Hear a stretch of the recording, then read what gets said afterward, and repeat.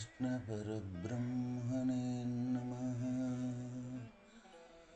ॐ शुक्लां वरदरं विष्णुं शशिवर्णं चतुर्भुजं प्रसन्नवदनं ध्यायेत् सर्वविघ्नोपशान्तये। శ్రీ భగవద్గీత. ప్రకృతి యొక్క సంయోగముచే ఆయా సుఖదుఖాదులను పురుషుడు అనుభవించినట్లు తోచుచున్నాడు.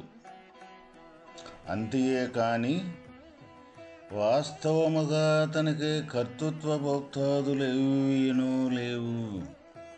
అంటే ప్రకృతి యొక్క సంయోగముచే ఆయా సుఖదుఖాదులను పురుషుడు అనుభవించినట్లు తోచుచున్నాడు.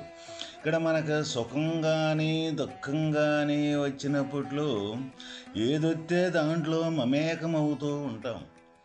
ఇది నాకే వచ్చింది ఈ సుఖము, లేకపోతే ఈ దుఃఖము నాకే వచ్చింది అని మమేకమవుతూ ఉంటాం.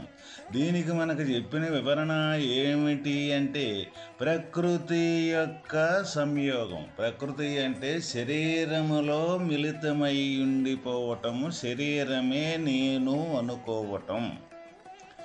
ఎప్పుడైతే ఈ శరీరమే నేను అనుకుంటూ ఉన్నామో, ఈ శరీరమే సంబంధించిన ఈ గుణాలు ఏవైతే ఉన్నాయో, ఈ ప్రకృతి యొక్క గుణాలు, ఈ సుఖదుఖాలు కానీ, ఈ సత్వగుణం రజగుణం తమో గుణాలు కానీ, ఇట్లా అనేక రకాలు ఏవైతే ఉన్నాయో ఈ ప్రకృతికి శరీరానికి సంబంధించి ఆ గుణాలతోటి మొత్తం కూడా ఈ జీవుడే అనుభవించాల్సి వస్తూ ఉన్నది అన్నమాట. వాస్తవంగా ఈ జీవుడి యొక్క స్వరూపము ఈ శరీరానికి ఎలాంటి సంబంధము లేకుండా శరీరం మొత్తములో కూడా మిళితమై ఉండి తను ఎప్పుడూ కూడా సాక్షి మాత్రుడుగా ఉండ స్వరూపమే. కానీ ఇక్కడ మొత్తం కూడా ఈ జనన మరణాలకు కానీ, ఈ రాకడ పోకడలకు కానీ, ఈ మార్పులు చేర్పులకు కానీ ఇవన్నీ మనకి నిజంగా ఎందుకు కనపడుతూ ఉన్నాయి? సాక్షిగా ఉన్న జీవుడికి ఎందుకు కనపడుతున్నాయి అంటే ఈ ప్రకృతితోటి మమేకం అవ్వటమే. అంటే శరీరమే నేను అనుకోవటం ఏదైతే ఉన్నదో అది అనుకునే ఆ భావనే ఇక్కడ మూల కారణమైందన్నమాట. ఈ శరీరంతో ఏదైతే కలయిక, ఈ శరీరంతో ఏదైతే బంధం ఎప్పుడైతే తగిలించుకొని ఈ శరీరం తప్ప వేరే ప్రపంచం లేదు అనుకునే భావన ఏదైతే ఉన్నదో ఆ భావనే ఇక్కడ ప్రకృతితోటి మమేకం అవ్వటం. వాస్తవంగా ఈ ప్రకృతి అంటే, ఈ శరీరం అంటే కొంచెం అంతంత తయారవుకుంటూ ఇంతంత పెరుగుతూ మళ్ళీ లేకుండా వర్ణించేది. మరి దీనికి ముందు ఉండి ఈ శరీరం తయారయ్యేదానికి కలయికకి మనకి ఇక్కడ సైన్సిస్టులు చెప్తూ ఉంటాయి, ఇది మొత్తం కూడా ఈ శరీరము అణువులమయము అని. ఈ అణువుల యొక్క కూడికే ఈ శరీరం అని మనకు చెబుతూ ఉంటారన్నమాట. అట్లా ఒకదానికొకటి ఒక అణువుకు అంతంత తోడవుతూ ఈ శరీరం అనేది పెరుగుతూ ఉన్నది. తర్వాత కొంతకాలం అయినాక దీనికి మరణం అనేది సంభవిస్తూ ఉన్నదన్నమాట. మరి ఈ శరీరానికి ముందుండ ఈ పురుషుడు జీవుడు ఈ శరీరంలో కూడా ఉండి ఈ శరీరం పెరిగేదానికి ఆధారమై మళ్ళీ శరీరం పోయినాక మళ్ళీ ముందు ఎట్లయితే ఉన్నాడో ఈ శరీరానికి సంబంధం లేక మళ్ళీ తర్వాత శరీరం లేకుండా ఉన్నప్పుడు పోయినా కూడా అదే సంబంధం లేకుండా తనగానే ఉంటున్నాడు. ఇక్కడ మరి ఇక్కడ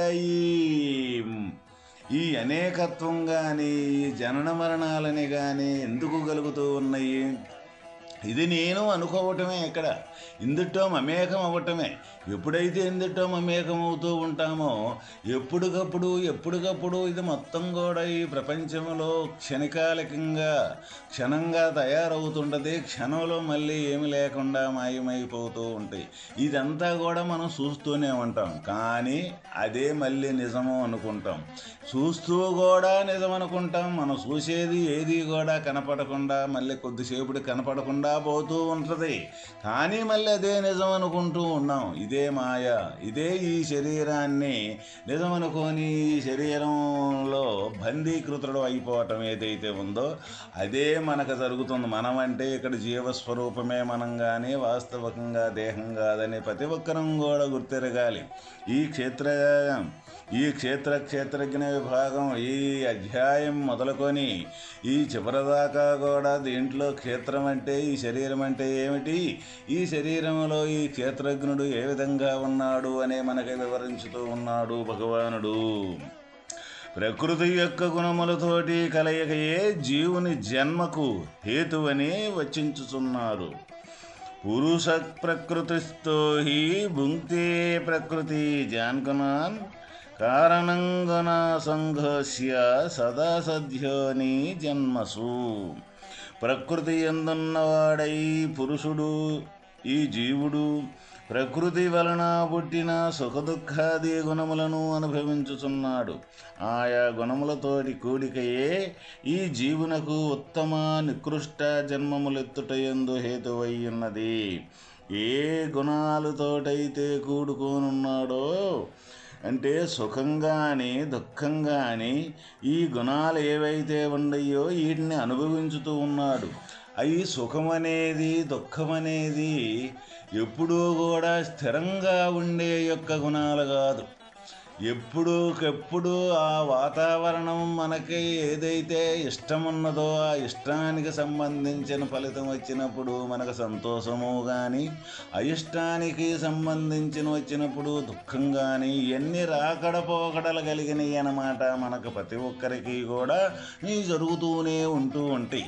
ఈ రాకడ పోకడలు కలిగినప్పుడు మరి ఈ రాకడ పోకడలు కలిగినవి అని మనకి ఎవ్వరికీ కూడా ఆలోచన రానియదు. అదే నిజము, నాకే వచ్చింది ఈ బాధ అని దాంట్లో మమేకమైపోయి తాదాప్యత నుండి ఎంతో బాధ నొందుతూ ఉంటుంటాం ప్రతి ఒక్కరము కూడా. అదే ఇక్కడ ఈ మాయాకు సంబంధించిన ఈ గుణాలు. ఎందుకు? ఈ ప్రకృతి వలన అవి పుట్టినవి, అంటే ఈ శరీరం వలనే పుట్టినవి. ఎక్కడికక్కడే పుడుతూ ఉంటాయి, అక్కడికక్కడే మళ్ళీ లేకుండా పోతూ ఉంటాయి. అవి వాస్తవికంగా మరే ఉండే అయితే స్థిరంగా ఉండాలి కదా. మనకే స్థిరంగా ఉండని వస్తువు మరి నిజమనుకొని మన భ్రమ ఎటువంటిది? అయితే నిజమనుకొని మనం భ్రమ చెందుతూ వాటితోటి జీవన విధానం గడుపుతూ ఉంటుంటాం కదా. ఇది నగ్న సత్యం. ప్రతి ఒక్కరికి కూడా, ప్రతి ఒక్క జీవరాశికి, ప్రతి ఒక్క మానవుడికి కూడా విచారించినట్లయితే ఇది ప్రతి ఒక్కటి కూడా మనకే అర్థమవుద్ది. ఈ వేదాంతం అంటే ఎక్కడో ఏదో దూరాన ఉండేది కాదు. మన పుట్టుక ఏదైతే ఉందో, పుట్టిన లగాయితూ ఈ పెరిగింది ఏదైతే ఉన్నదో, ఈ పెరిగింది తర్వాత ఏమీ లేకుండా పోయేది ఏదైతే ఉందో, మరణించేది, ఈ మూడింటికి ఆధారమైన స్వరూపము ఏమిటి? ఈ మధ్యలో జరిగే అనేక రకాల చిత్ర విచిత్రాలు మొత్తానికి జరిగేదానికి ఆధారభూతమైన రూపకం ఏంటిది? ఆ రూపకమే ఇక్కడ ఆధారమైన రూపకమే ఇక్కడ ఆత్మస్వరూపం భగవంతుడు శ్రీకృష్ణ పరమాత్మ.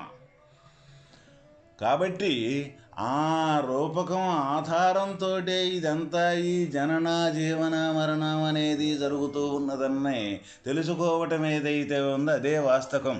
దీనికోసం మనకి అనేక రకాలుగా ఇక్కడ అద్వైతమని, ద్వైతమని, విశిష్టాద్వైతమని, అచలమని, మా సిద్ధాంతం, లేకపోతే మా దేవుడు వేరని, మా దేవుడు వేరని, మా మతం గొప్పదని, మా మతం గొప్పదని ఇక్కడ ఈ లోకంలో అనేక రకాలుగా మనం ఈ కుమ్ములాటను చూస్తూనే ఉంటాం.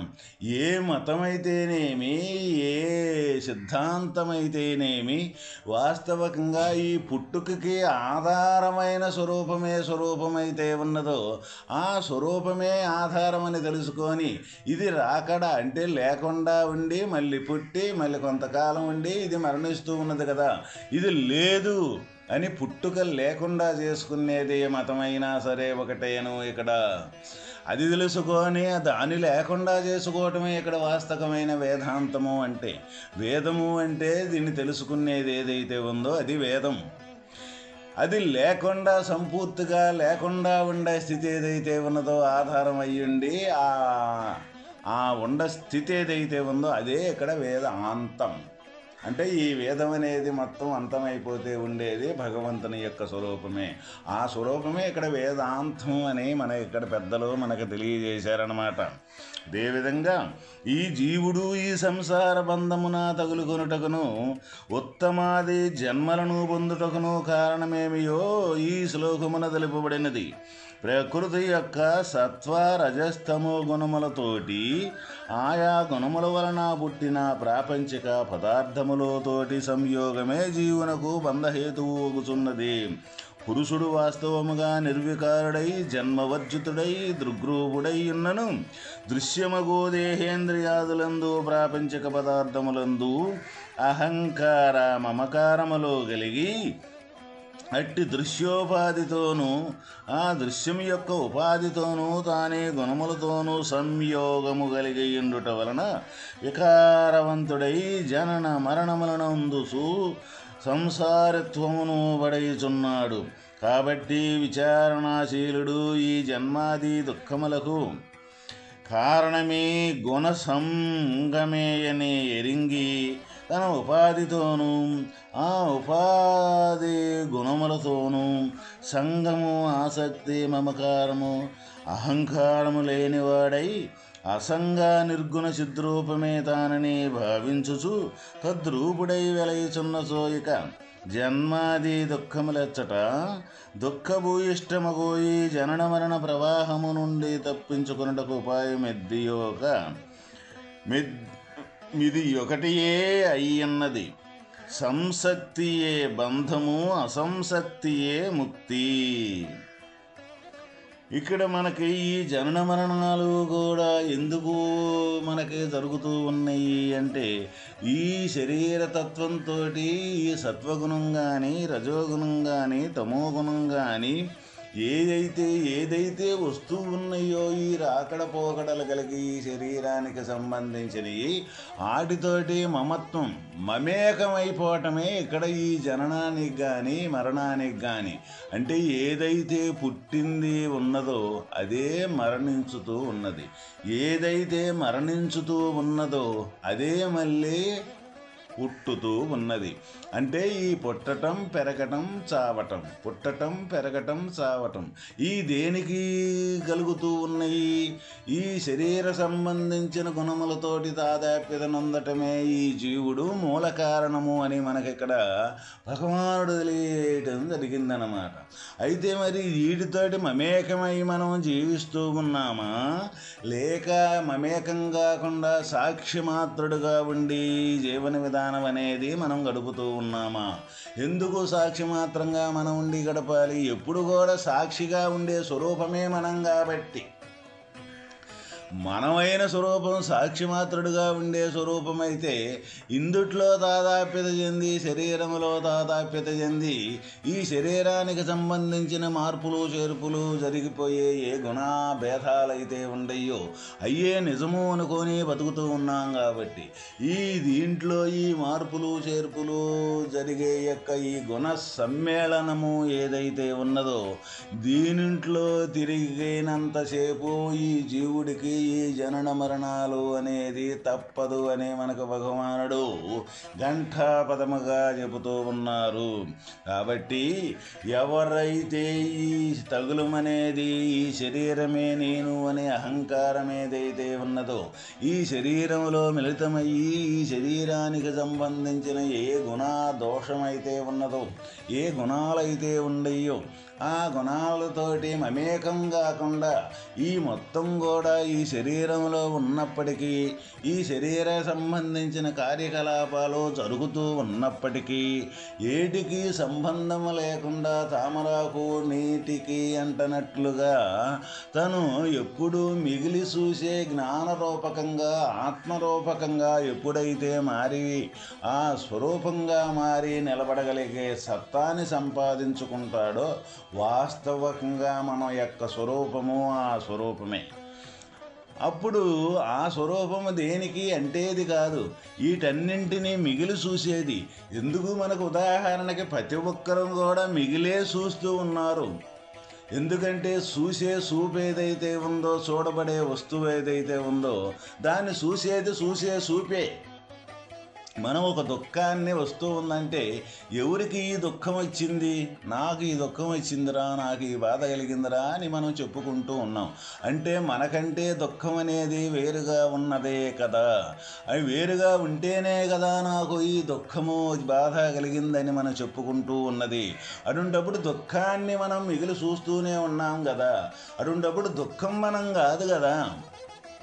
మరి దుఃఖం మనం కానప్పుడు మరి నాకే వచ్చిందని మరి అది దుఃఖంలో మమేకమైపోయి బాధ ఎందుకు చెందుతూ ఉంటాం మనం? అదే ఇక్కడ మనం ప్రతి క్రియ, ప్రతి చర్య కూడా ఈ మమేకం ఏదైతే ఉందో, వచ్చిన దాంతో శరీర సంబంధించిన గుణాలు ఏవైతే ఉండయో వాటిల్లో మమేకం అవ్వటమే ఇక్కడ మన మరుపు. ఏది మరుపు? మన స్వరూపాన్ని మనం మర్చిపోవటమే ఇక్కడ మరుపు అంటే. వాస్తవమైన జ్ఞానరూపకం దేనికి అంటకుండానే ఎప్పుడూ నిండి నిబిడీకృతమై ప్రకాశమానంగా ఉంటూ ఉన్నదే. ప్రతి ఒక్క సుఖమే కాదు, దుఃఖమే కాదు, ఈ జననమే కాదు, ఈ జీవనమే కాదు, ఈ మరణమే కాదు, ఇవన్నింటినీ గుర్తెరిగే యొక్క జ్ఞానస్వరూపము అంటూ లేకపోతే ఎవరు గుర్తెరుగుతూ ఉన్నారు వీటినన్నింటినీ? ఈ లోకంలో అనేక రకాలుగా చిత్ర విచిత్రాలు మనం ఎన్నో రకాలుగా మనం వర్ణించుకొని ఎన్నో రకాలుగా మనం చూస్తూ ఉన్నాం కదా. వీటన్నింటినీ గుర్తిరిగే యొక్క స్వరూపమే ఇక్కడ. జ్ఞానం అన్నా ఆత్మ అన్నా ఒకే స్వరూపం. ఆ స్వరూపం అనేది మిగిలి చూడపోతే ఫలానా ఇది అని మనం దాన్ని వర్ణన చేసుకునేదానికి, ఆ స్వరూపం ఇట్టిదని గుర్తెరిగేదానికి ఆధారమైన స్వరూపం ఇక్కడ జ్ఞానమే. ఆ జ్ఞానం దేనికి అంటటంలా, దేనికి అంటుకునేది కాదు, దేంట్లో మమేకమయ్యేది కాదు. అన్నింటికీ మూలమైన స్థానం ఆ జ్ఞానస్వరూపం, ఆత్మస్వరూపం. మరి ఆ మూలస్థానం గాడ కానీ ఎవరైతే నిలబడగలుగుతారో ఆ స్థానమే శాశ్వతమైన వస్తువని అక్కడ నిలబడగలిగిన వాళ్ళకి ఇవన్నీ కూడా ఈ గుణ సమ్మేళనం ఏదైతే ఉందో ఇవన్నీ రాకడ పోకడ కలుగుతూ ఉంటాయి. అంటే వస్తూ ఉంటుంది, పోతూ ఉంటుంది, వస్తూ ఉంటాయి, పోతూ ఉంటాయి. ఏవి కూడా తన్ను అంటుకునేదానికి ఆస్కారమే లేదు, తన్ను బంధంలో దిగేదానికి ఆస్కారమే లేదు. ఎప్పుడైతే మనకి లేకపోతాయో ఈ గుణ సమ్మేళనం అనేది, ఈ జనన మరణాలు అనేది వాస్తవంగా ఇక ఆ పురుషుడు జీవుడికి లేనే లేదు అని మనకి ఇక్కడ తెలియజేయటం జరిగింది. ఈ జీవస్థితి అయితే ఉందో ముందు, అందువల్ల ఇంద్రియాదులకి అతీతంగా ఉండి ఇంద్రియాదుల్ని మిగులు చూసే యొక్క సాధన ఏదైతే ఉందో అది ప్రతి ఒక్క సాధకుడు, ప్రతి ఒక్క భక్తుడు ముందు అది చెయ్యాల్సిందే. అది భక్తితో కూడుకొని ఆ సాధన చెయ్యాలి. భక్తి అంటే భగవంతుని యొక్క ఆధారమే తప్ప రెండవది లేదు ఏదైనా అని. ఆ భక్తి నిరంతరం ఉన్న మహనీయుడు ఎవరైతే ఉంటారో వాళ్ళకే ఒక రోజుకి తప్పనిసరిగా ఈ జ్ఞానం అనేది ప్రాప్తించుద్ది. భక్తి అనే పుష్పాన్ని మనం భగవంతునికి కానీ ఏ అరాకొరా లేకుండా ఎవరైతే అర్పించగలుగుతారో జ్ఞానం అనే పుష్పం అక్కడే ఆవిర్భవించుతూ జరుగుతూ ఉంటుందన్నమాట. ఎప్పుడైతే జ్ఞానం అనే పుష్పం మనకి తయారవుద్దో అప్పుడు ఈ జ్ఞానం అనేది ఇంద్రియాదులకు కానీ, ఈ గుణాలకు కానీ, ఈ సుఖదుఖాలనే ద్వంద్వాలకు కానీ ఏటికి కూడా అంటుకునేది కానే కాదు. అప్పుడే ఈ వాస్తవమైన ఈ జననానికి మరణానికి మిగిలి ఉండే యొక్క స్థితి. కాబట్టి ప్రతి ఒక్కరము కూడా ఈ భగవద్గీత కాదు, ఈ వేదాంతం కాదు, చెప్పిన విషయాన్ని అనేక మార్లు కూడా వస్తూ ఉంటుంటుంది. అయినప్పటికీ వింటుంటాం, ఇది విన్నాములే, లేకపోతే ఇది మనకు తెలిసిందేలే, అర్థమైనట్టే ఉంటుంది. కానీ ఏమీ అర్థం కాదు, ఏమీ మనకు తెలియదు. ఎందుకు తెలియదు అంటే ఈ శరీరంలో మమేకమై ఉన్నంతసేపు వాస్తవమైన జ్ఞానస్వరూపం ఎట్టిదని ఎవరము కూడా మనం తెలుసుకోలేము. శరీరానికి ఆవలగా ఉండే యొక్క స్వరూపం తెలుసుకోవాలంటే ఈ శరీరాన్ని బాగుగా విచారించి ఈ క్షేత్రాన్ని విలక్షణంగా ఉండే స్వరూపం తాను అవితే తప్ప తెలిసేది కానే కాదు. ఓం తత్సత్.